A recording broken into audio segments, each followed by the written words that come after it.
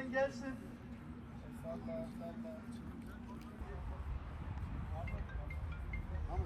Burada. Koy arabaya.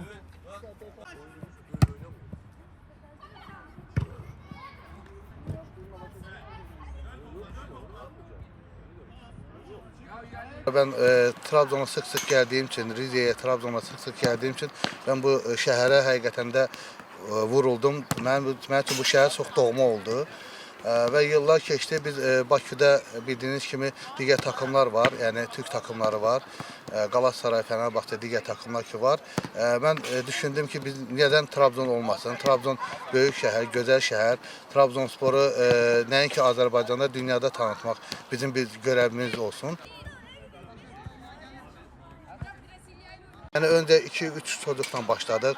Trabzonspor sevdalıları, Trabzon sevdalarını aramaya başladık Azerbaycan'da, Bakü'de. Asla yavaş indi şu anda bizim 2 büyük mektebimiz var, okulumuz var. Orada çocuklar yaklaşık 100'e yakın bizim camiyemizde çocuklar var.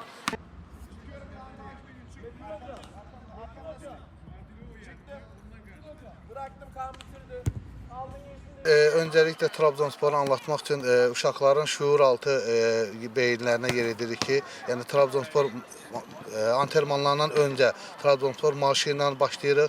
Bütün çocuklar kim olur olsun, yani Galatasaraylı, Beşiktaşlı olsa bile gelip Trabzonspor marşıyla eğitimlere başlayırlar, antrenörlere başlayırlar. Maç bitenden sonra maçlar başlayır, eğitimler başlayır ve her bizim oyunlarımıza, maçlarımıza bir Trabzonspor bayrağı ile gelirik. Yani bütün Azerbaycan'da, bütün Bakü'de de biz Trabzonspor bayrağını gösteririk ve tanıdırıq.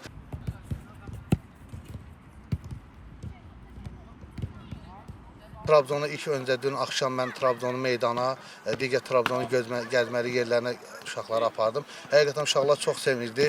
Məni sevindirən bir şey idi ki, meydanın mərkəzində Trabzonsporun logosu olan yerdə çocuklar oradan ayrılmadılar. Orada çox fotoğraflar çəkdilər, videolar çəkdilər.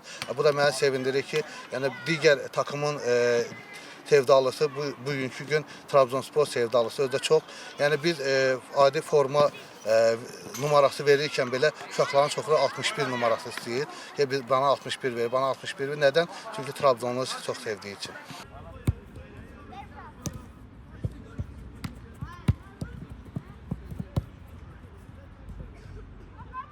Futbol okulu olarak misafirlerimizin ağırlamaktan mutluluk duyuyoruz. Bundan sonraki bu organizasyonlarımız devam edecek.